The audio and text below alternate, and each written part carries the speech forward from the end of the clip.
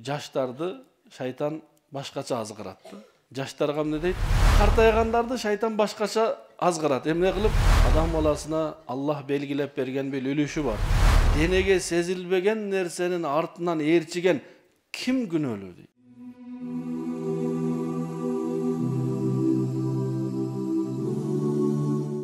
Bismillahirrahmanirrahim.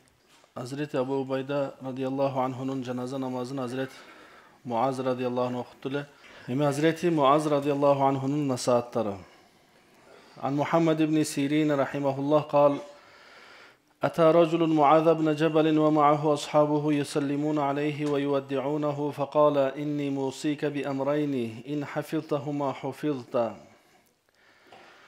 إنه لا غنى بك عن نصيبك من الدنيا وأنت إلى نصيبك من الآخرة أفقر فآثر نصيبك من الآخرة على نصيبك من الدنيا حتى تنتظمه لك انتظاما فتزول بها معك أينما زلت. Hazret Muaz radıyallahu anh'unun canına bir adam ziyaratga keldi. Janında köptөгөн jakындары, dostları var eken, alар uçraşıp, koştoşup жаткан эле.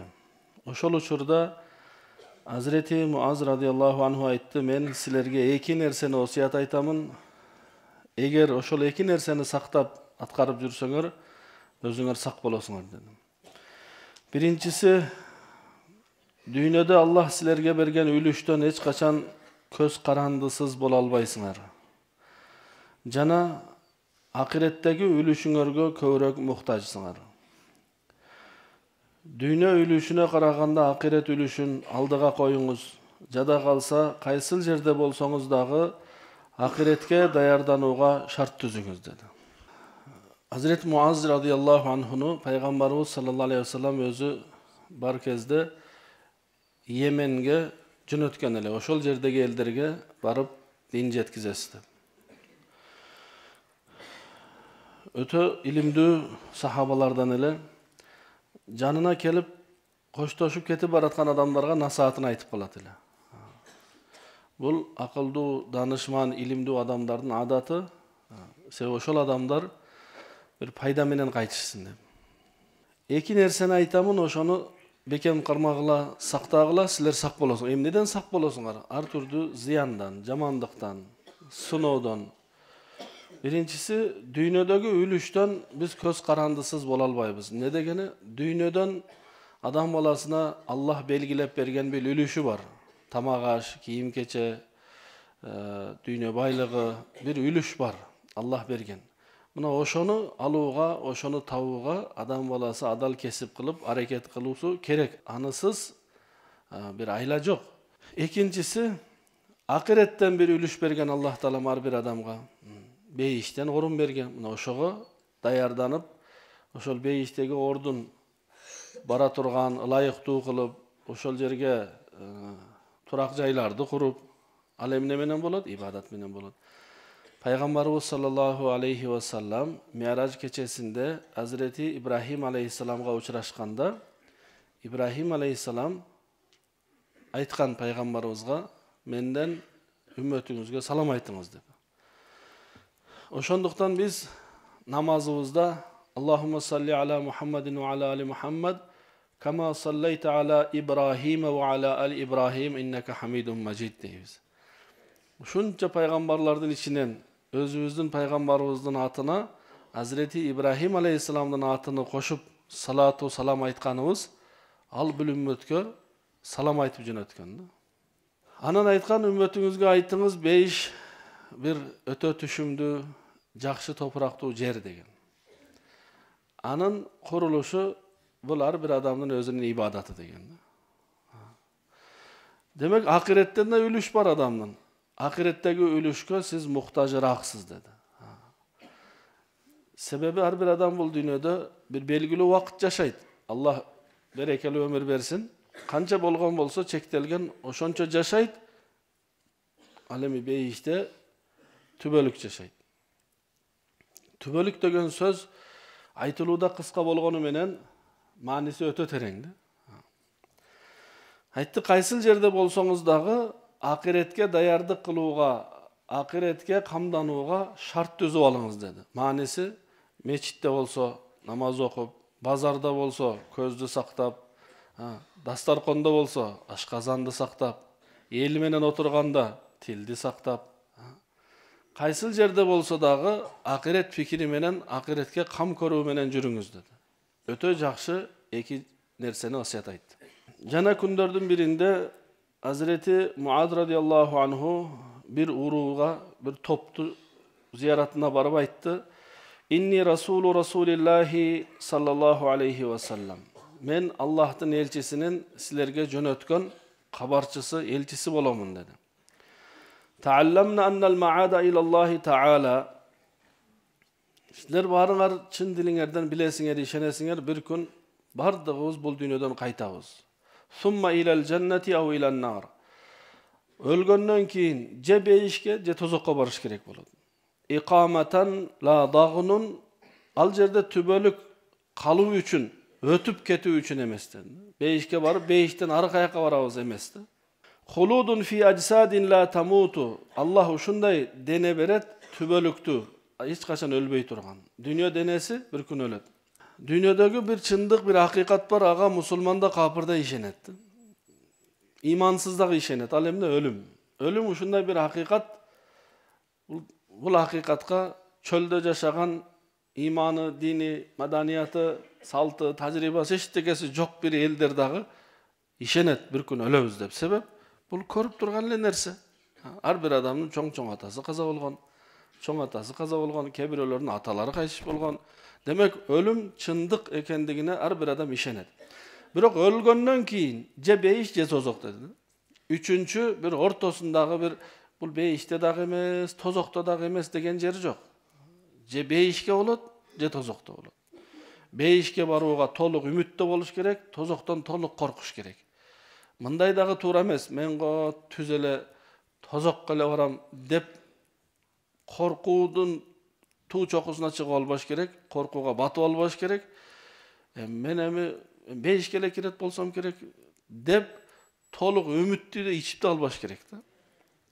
Tepten. Oşol korkunuş menen ümittün ortasında iman bolot. Hazreti Umar radıyallahu anhu aytkan, eğer kıyamet günü mınday jariya bolsa, bardık adamlar beyişke kirmey boldu. Bir жалгыз adam tozokka kiret dese, men korkom oşol men bolup kalbasam ken degen dengelde korkunuşum var deydi. Al эми мындай жария болуп калса, бүт адамдар тозокко түшмөй болду, жалгыз бирли адам бейишке кирмей болду десе, үмүтүм ушунчалык чоң, ошол мен болуп калсам экен деген үмүтүм бар дейт. Ошондуктан толук үмүттөнүп алганда туура эмес, толук үмүтсүз болуп алгандагы туура эмес да. Allah Teala Kur'an'da aytkan innahu la yay'asu min rauhillahi illal kavmul kafirun. Allah'ın meyriminen imansız gana ümitsiz degen. İmandu ümit. Oşonduktan beyişke je tozokko. İmandular beyişke. İkamatan al jerde uşunday vakit, uşunday turu jaşоо bolot. La dağunun al jerden arı başka jaka barbayt da adam. Huludun tübölük. Jana ayttık tübölük degeni sözü kıska manisi ötö tereң. Danışman alımlardan biri uşul tübölük degen sözü түшүндүрүү үчүн biz misal menen түшүнгөндү жакшы көрөбүz да. Tübölüktü түшүндүрүү үчүн айтат, жерден асманга чейин буğday менен толтуруп койсок. Эми анын санын эч ким билбейт канча буğday болот. Bir эле кошто буğday алып көрсөк ичине канча миң буğday батат. Bir müşöktün içinde kança milyon buğday bolot. Makul, jarayt. Жерден asmanga чейин buğday menen tolturup koysok. Anan bir kuş 1000 yılda bir buğdaydı kelip jep ketçi olsa. Uşunday bir kez kelet jer menen asmanın ortasındagı buğday 1000 yılda birden jep ketip jatıp tügöйт. Biroq tübölük tügöböйт deydi. Tübölük degenim ne degen? Oşağa dünyada da ülüşübüz var, muhtaçlığımız var. Biroq ahirette ülüşübüz var. Emi uşuga salıştırmalı, wagtılуу 80 жыл, 100 жылдык жашоого канчалык убакыт, канчалык жөндөм, канчалык даярдык кылыш керек, жанакынчалык түбөлүккө канчалык даярдык кылыш керек. Hazreti Muaz radıyallahu anhu öz oğluna nasihat aytıp jatkanda, aytıp jatıp aytты. Ya bunayya, iza sallayta salatan fasalli salata muwaddi'in. Aytты, balam, kaçan namaz okuganыңda koştoşuuçu adamın namazınday namaz okugaның dedi. Kanday koştoşuuçu? Жашоо менен, өмүр менен коштошо турган адам кантип намаз окуйт? Bir adamга мындай мүмкүнчүлүк берилсе, мына ушул намазды окуйсуз, ушунан кийин өлөсүз десе, элестетиңиз, ошол адам эң акыркы намазын кандай окуйт? Башка бир нерсе эсине келеби? Бир башка нерселерди ойлойбу? Уулуна эмне деди? Коштошуучу намаз окугунуң деди. Ушундай намаз окугунуң мындан кийин ла тазуннаннака тауду илейха абада. Мен ушул намаз окуйм, мындан кийин эч качан окуй албаймын. Ар бир намазда ошондой окуш керек. Себеби биз билбейбиз да, багамдатта окудук, пешимге чейин барбызбы, жокпузбу? Пешимди окудук, асырга чейин барбызбы, жокпузбу? Жаштарды шайтан башкача азгыратты. Жаштарга эмне дейт? Жашсыз убакыт көп дейт. Убакыт көп. Эми эле 20-га чыктыңыз, 20-га чыга элек болсо, 20-га чыга элексиз, ал 30 деген бар, 40, 50, 60 деген бар. Убакыт аябай көп. Жашты башкача азгыратты, үмүттөндүрүп. Ошол үчүн жаштар тез намаз окуйт. Бат-баттан намаз окуйт да. А мындай шашпай, акырын намаз, аны кийин окуйбуз дейт. Убакыт көп го. Азыр бат-баттан намаз окуп алалы. Жумуш иштеш керек, дүйнө кылыш керек. Намаз окугандарды айтып жатам. Намаз окуган бат-баттан. Ал эми картайгандарды шайтан башкача азгырат. Эмне кылып? Үмүтсүздүк. Эми жаштыкта аттеңай жашоо өттү башкача турабы? Өзүң билгендей жашадың. Өзүң билгендей эмес, шайтан азгыргандай жашаган өзүчү. Шайтан эч качан өзүн күнөөлүү кылбайт да. Шайтан өзүн күнөөлүү кылбайт эч качан. Чалдарга, жашы картайып калган аксакалдарга эмне дейт? Жаштыкта билгениңиздей жашап алдыңыз, туурабы? Намазда жок. Эми кандай болор экен бул жагы? Деп үмүтсүздүк менен азгырат. Кыямат күнү тозокко түшкөндөр шайтанын жанына барар экен. Сен бизди азгырдың деп. Жашы да, карысы да. Сен бизди азгырып, биз мына ошол күнөөлөрдү кылып коюп, бүгүн бул жерге келип олтурабыз десе, шайтан айтат экен. Бул Кур'анда жазылган. Ла талумуни луму анфусакум. Силер мени күнөөлөбөгүлө. Өзүңөрдү күнөөлөбөйсүңөрбү? Неге? Силер мени дүйнөдө көрдүңөрбү? Жок. Үнүмдү уктуңарбы? Жок. Жаныңарда жүргөнүмдү денеңер менен сезчү билеңер? Жок. Мен силерди колуңардан тартпасам, кулагыңарга шыбырабасам, же түртпөсөм, болгону жүрөгүңөргө кичине эле бир азгырык эле салгам. А сыртта көзүңөргө көрүнүп турган канча жакшы нерселер бар эле. Мечит бар эле, кулакка угулуп турган азандар бар эле, колуңарга кармасаңар сезилип турган китептер бар эле. Эми айткылачы, көзгө көрүнүп, кулакка угулуп, денеге сезилген нерсенин артынан ээрчибей, көзгө көрүнбөй, кулакка угулбай, денеге сезилбеген нерсенин артынан ээрчиген ким күнөөлүү дейт? Кайра эле күнөөнү адам мойнуна жүктөп коет, күнөөкөрдүн мойнуначы. Мен эчтеке кылган жокмун. Өзүң эле. Мен болгону айткам ушул жерде. Барбай эле кой мечитке, ал нар жактан угулуп жатып чакырылган. Хайя алас-сала. А мен барбагыла намазга деп кыйкырган жокмун. Мечиттен кыйкырып жатты. Хайя алас-сала, келгиле, келгиле. Эмне болот барсак, хайя алал-фалах, бактылуулукка жетишесиңер деп кыйкырып жатты. Күнүнө 5 жолу. А мен кыйкырган жокмун. Болгону мен ошол учурда кичине уктап алсаң жакшы болот десем, болду деп уктуң өзүң.